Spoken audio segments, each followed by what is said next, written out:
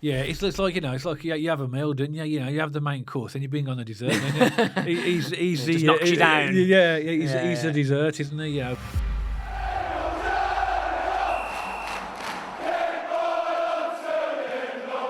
So welcome back to BCFC Royal Blue. Now, in this podcast, myself and Matt are going to look through the current Birmingham City squad and discuss who we think might be vulnerable to leaving in January, whether that's on loan or whether even being sold. Now, we know Blues have a big squad.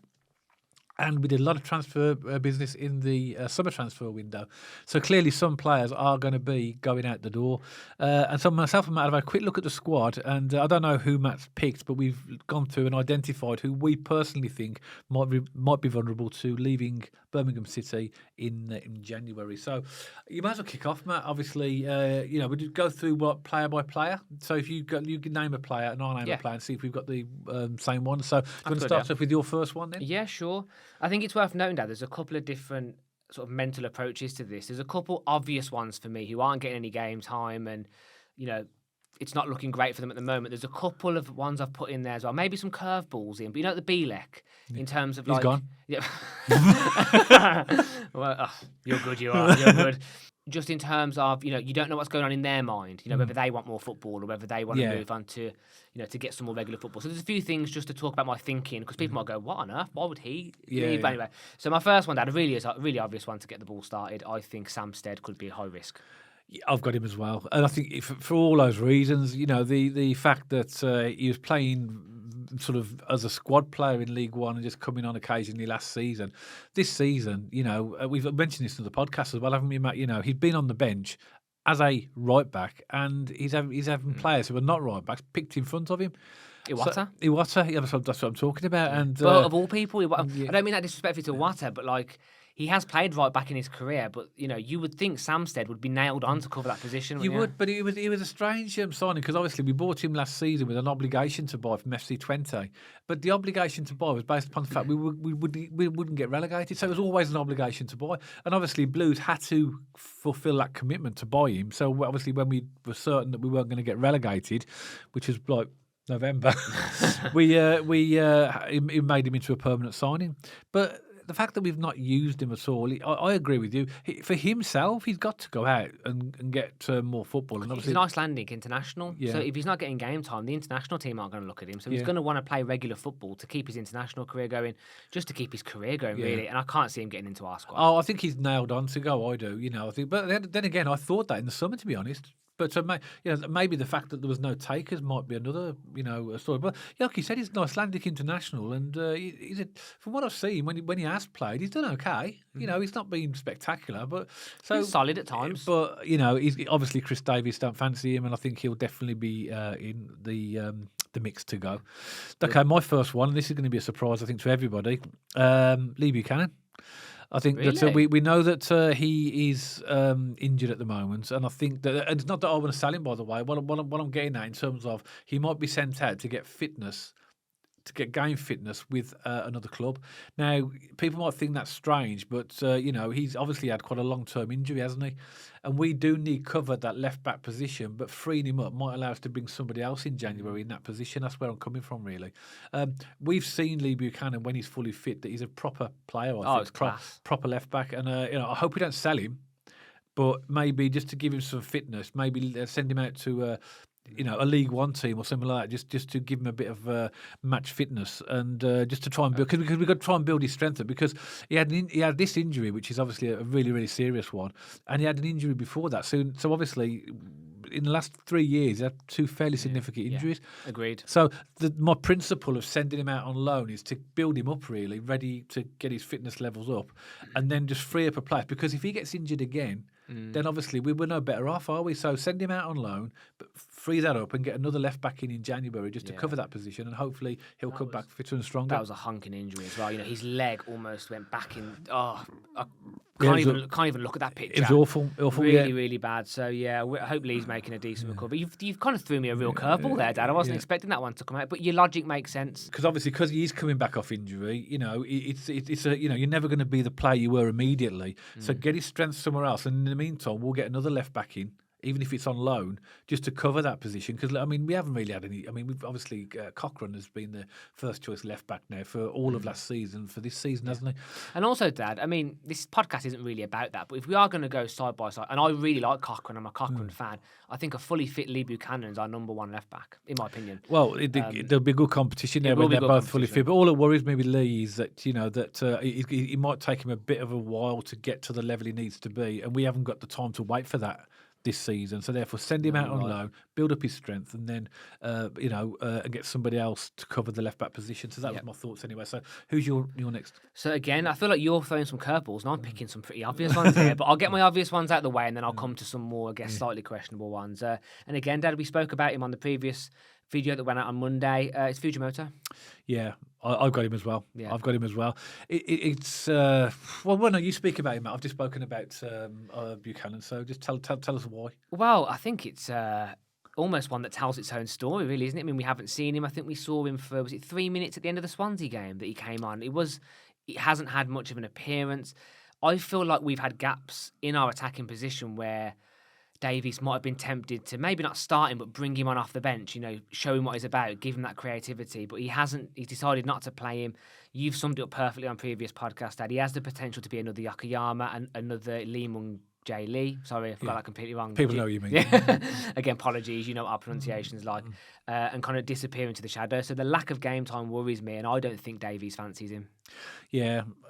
I can't really add much to that. He came like as a to be a flying right winger, but as we know, we got Patrick Roberts in that position as well, haven't we? Lewis Kumas can play in that position. Dimmy as well. Can play over there. Keshi can play in there. So he's up against big competition, and clearly he's match fit now, isn't he? He's not injured. He's available, but he's just not getting picked in the team. That tells its story. I think he will go out on loan. Every time I see his haircut, I think of the Beatles as well. So you could always go back and do a tribute band or something like that. But I think that players need to be given a chance to show what they can do. If the manager's not picking them, that's done for a reason. Great. So I think you're right as well. Go on. Sorry. No, sorry, Dad. No, I was just going to jump in and say my next one, but I realised it was your turn, so you go for it. Okay, Mark Leonard. I like Mark Leonard. Mark Leonard started his first league game against Wrexham. At the time of recording, that was our last league game. But again, he's another player that seems to spend more time on the bench than he does. Of course, he's got the likes of Paik and Water in front of him. Tommy Doyle's in the mix as well now. So he's in an area that's strong competition. But, he's the type of player that will probably want to and expect to play first-team football. So, when you mentioned at the beginning, Matt, of the podcast, that some players might want to leave for their own purposes, whether the club want to keep them or not. Mm-hmm. He could be one of those. He might turn around and say, look, I've been here now a season and a half. By the time January comes along, I've had minimal game time.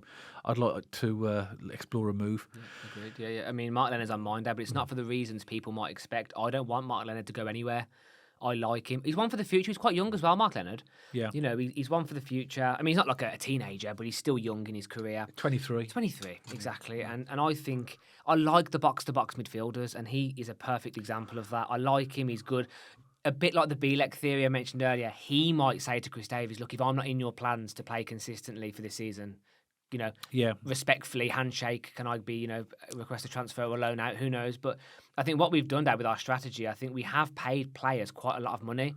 So I think other teams are going to struggle to offer them competitive salaries for what they want with us. Yep. So I think loans might be the way forward for a couple of our players. But I've actually got Mark Leonard on mine, and I don't want to see Mark Leonard go. It might be because he says, if I'm not in your plans, I want to be playing first team football. That's what I've done as well. Yeah. My next one, Dad, depending on fitness and depending on the recovery of his injury here, similar to your Lee Buchanan theory. Scott Wright. Similar to your Lee Buchanan theory, either we loan him out to get fitness or he's not going to be fancied in the Championship, and Chris Davies doesn't fancy him, and he just gets sold anyway. But Scott Wright's on my list as well.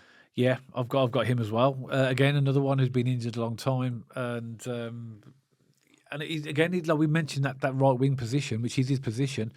Lots of competition. In fact, actually, when we were talking about the competition for Fujimoto, we didn't even mention Scott Wright. No. Now, doesn't that tell a story?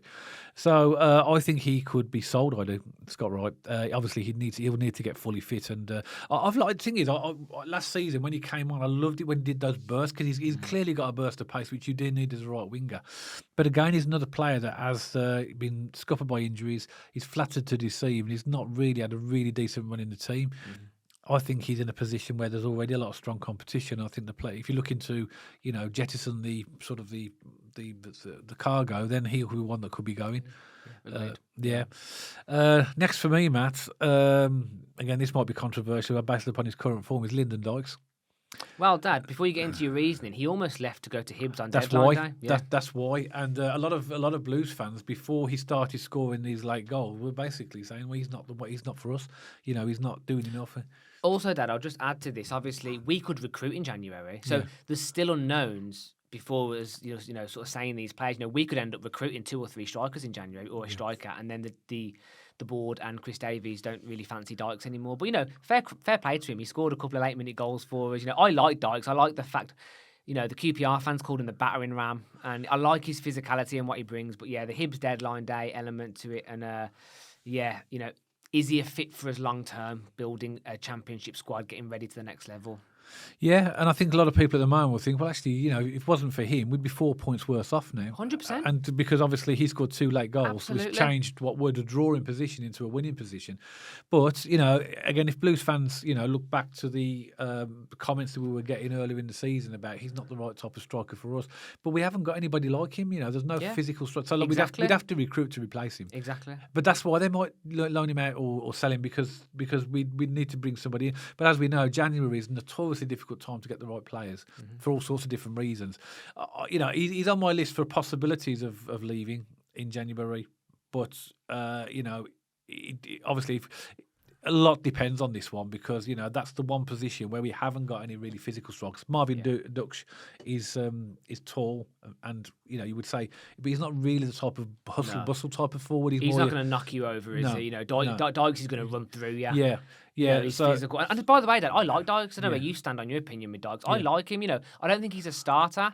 We saw him against Coventry away. I must admit, when I knew he was starting the game, I was a little bit flat because I don't think he's the answer. But 70 minutes on, 80 minutes on, you need to get the ball in the box. You're chasing the lead or whatever. Get him on. Yeah, I like him. Yeah, it's like you have a meal, don't you? You have the main course, and you bring on the dessert. Don't you? He's just knocks you down. He's the dessert, isn't he? But I think that if he's not replaced, i.e., we don't recruit in that position as in a strong physical striker, he has to stay. No, agreed. He has to. But I think that he was so close. Apparently, they just couldn't get it over the line. I think they had agreements in place for most of it. Yeah. I don't know what the final snags were, but he was very close. I heard. Agreed. So he nearly left anyway. Yeah. So I've got one final one, and this suggestion will be based upon a replacement coming in, and I think a player that needs to go out on loan is Bradley Mayo. Now, at the moment, he can't go out on loan because obviously we've got Beadle and Allsop fighting for that number 1, but we do need a third goalkeeper because if either of them are suspended or injured, we need a goalkeeper on the bench. But I think Bradley Mayo is now at a place in his career where he needs to be a number 1, so he needs to maybe a loan to another team. Otherwise, he's just going to stagnate, always being the number 3. That's not going to get him anywhere. He's the same age as James Beadle as well, and James Beadle is England goalkeeper. He's won the European Championships and is now effectively equivalent or fighting for number 1 with Ryan Allsop. Yeah. Bradley Mayo's got to be looking at himself in the mirror. So I need to change things, so I've got to go out and prove myself at another club. I hope we don't sell him, but I don't know if we will. But it depends on who. But I say that depends. We would have to bring in a goalkeeper. But I think for Bradley Mayo's progress and Bradley Mayo's career, I think he needs to go out on loan now. But at what age and what point do you say this isn't working? And by the way, I'm not being harsh here. I haven't seen enough of Bradley Mayo to really form an opinion, to be perfectly honest. But isn't that an issue? The fact that you haven't seen him. That's my point. Yeah. So at what point do Blues say, "I'm sorry, but you're not quite at the level we want"? Well, they can see it now, can't they? They can see it now. They can say, well, actually, we bought in James Beadle. He's out on loan. He's competing now with Ryan Allsop. Why aren't you? Exactly. So I think if I was Bradley Mayo, I'd be honestly, if I want to really, if I'm 21, because that's his age. If I'm 21 now, and if I want to really progress my career, I have to go and play first team football somewhere. So that will depend upon us getting another goalkeeper to obviously be that number 3 or to compete with the other 2. But I think he's a player that does need that. I was just thinking, Dad, I wonder why Bradley Mayo hasn't been sent out on loan because if we take this season, we've got Allsop and Beadle. Last season we had Bailey Peacock, Farrell and Allsop. We've had, John Ruddy and Etheridge. And Bradley Mayo's always been on the scene. Why hasn't he been loaned out to a League One club or a League Two club or something? I think it's because we always need that number. We need a number 3 because you've always got to have a third goalkeeper to be on the bench if one of the other two are injured, isn't it? But I don't think that's doing him a favour. If that's his only purpose to be a number 3, that can't be good for his career. So I'd like to see him for himself really, progress his career, and he's not going to do that at the moment. The way things go, because he'd be challenging for the number 1 by now, wouldn't he? If he'd done enough. So good servant to the club at a young age in terms of what he's done so far. But for him, he needs to go out, in my opinion. But I haven't got any more at the moment. Have you got any more? No, I haven't. But Dad, there's a lot of variables which are out of our control here, and we mentioned this at the start of the video. The club might look to recruit in areas that we're not expecting. There might be some players who are more unsettled than we think. So we could be surprised when it comes to January. And again, we're 9 games into the championship season. I guess this is more of a little bit of fun than it is anything, isn't it? It's not, as taking this all that bit seriously. But I'm taking it seriously. You take everything seriously. Chris Davies on speed dial. But yeah, and again, some of these players, Dad, I really hope they don't go. I hope they fight for their place, and there's some real talent there. But who knows what's going to happen? I still think it's an exciting time if you're a player at Birmingham City, because we are definitely a team heading in the right direction. But let's see what happens. Yeah, see, so we'd love to get your opinions as well. And is there any player that we haven't said that you feel might be vulnerable to either being loaned out or sold in January? Let's have your comments below. Have any thoughts about what myself and Matt have said about the players that we think might be vulnerable in January? Add those below, and myself and Matt are always happy to read and respond to your comments. Hope you enjoyed the podcast, and as always, if you did, don't forget to give us a thumbs up. And if you haven't checked us out on our social media channels already, then pop along to our X page and our Instagram page. And if you like to watch or listen to your podcasts on Spotify, you'll find us on there as well, and you'll see the handles appearing on the screen for all these channels right now. If you haven't subscribed to your channel already and you'd like to, and there's absolutely no obligation to do so, but if you'd like to do that, then hit that big red subscribe button. And if you hit the little bell icon next to the subscribe button, you'll get notified every time myself and Matt put out a new podcast. So that's it for this one, and myself and Matt will see you on the next one, all about Birmingham City.